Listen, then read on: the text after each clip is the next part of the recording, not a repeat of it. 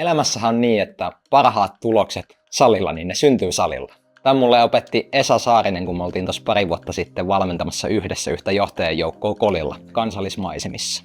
Pieni story omasta elämästä.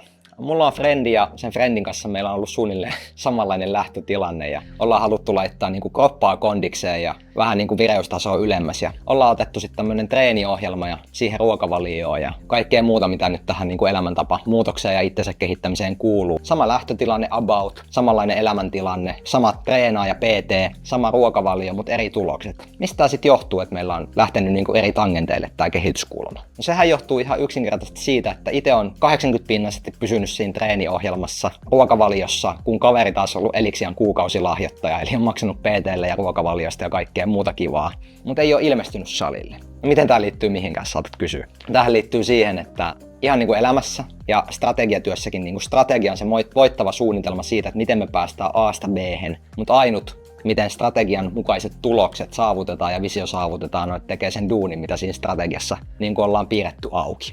Jos haluat apua siihen, että teidän strategia elää arjessa ja muuttuu todellisiksi tuloksiksi, ei tällaiseksi kuolleeksi kirjaimeksi, niin anna mun auttaa.